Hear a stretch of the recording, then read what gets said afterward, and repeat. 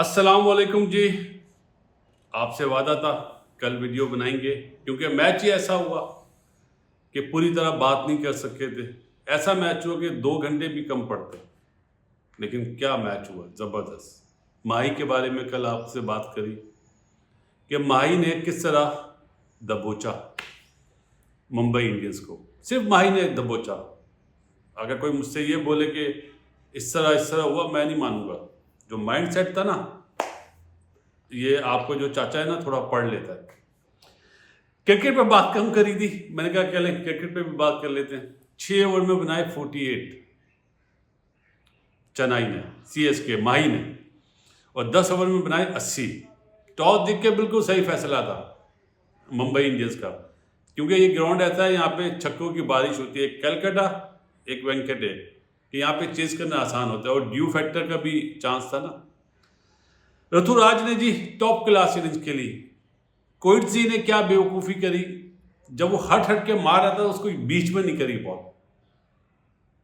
हालांकि उस टाइम पे तो कंट्रोल में था मुंबई इंडियंस के, ज़्यादा रन्स भी नहीं बने हुए थे। पहली मिस्टेक की होगी।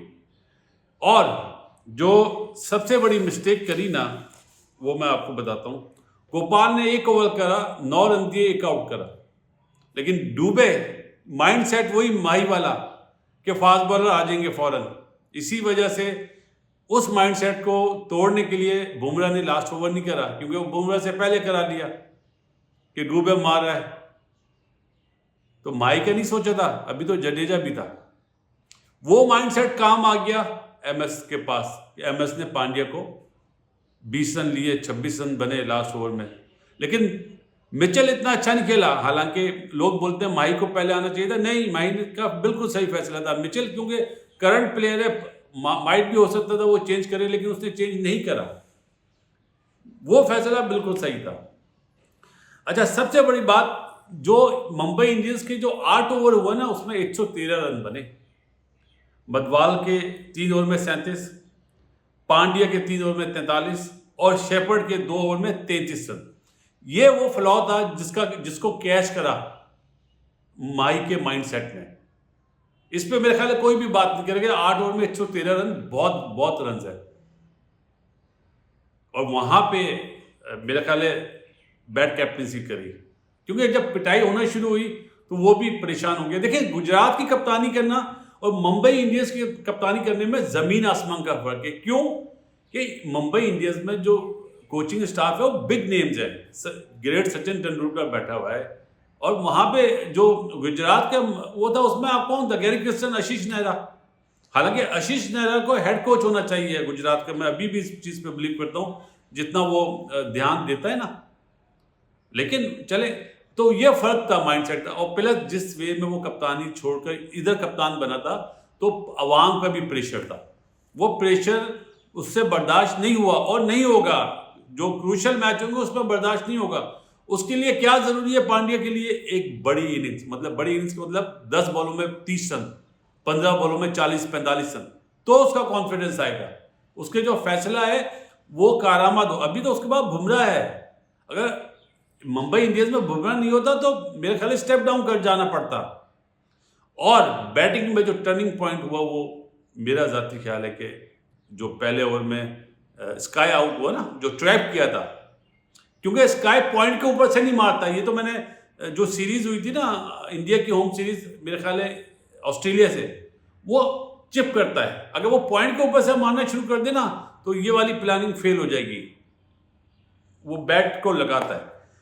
वो जो 1 ओवर में 2 आउट हुए ना, हालांकि 70 पे पहले विकेट गिरी थी मुंबई इंडियंस की, कंट्रोल था 6 ओवर में भी और 10 ओवर में भी। उसके बाद जहां पे तिलक वर्मा आउट हुआ, माही ने दबोच लिया।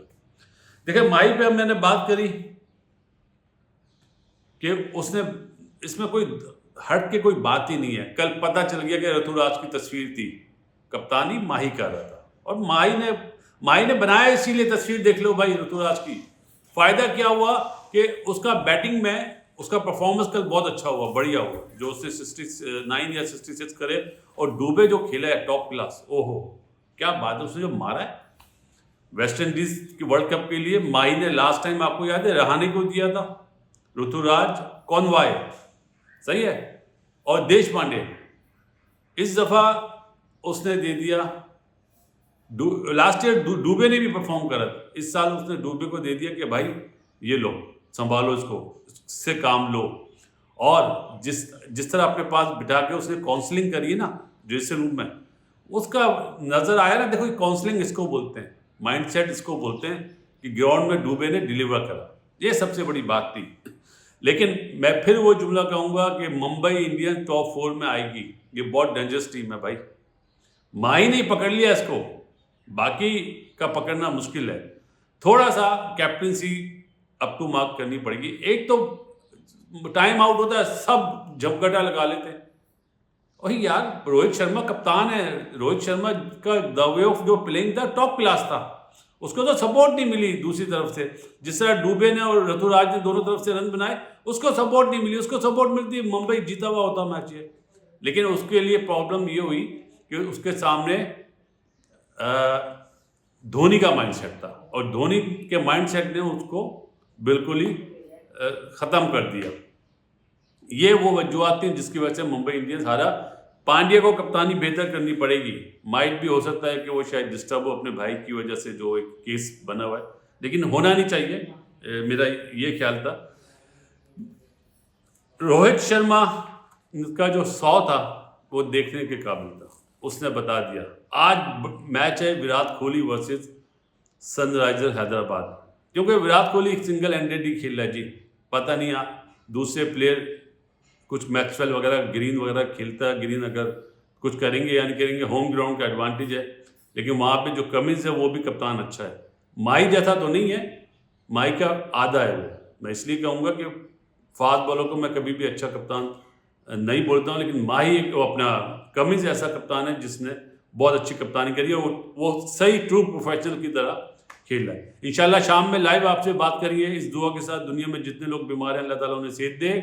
मुंबई टॉप 4 में आएगा, ये याद रखिएगा मेरी बात। हाँ, तो ज़्यादा नाराज़ ना हो मुंबई के फ़ैन, और पता चलता है सबके अपने अपने फ़ैन किस तरह जोश के साथ ग्राउंड में आते हैं, ये बहुत बड़ा फन है। फिर इंशाल्लाह बात करेंगे रात में दुआओं के साथ। अल्लाह हाफिज़।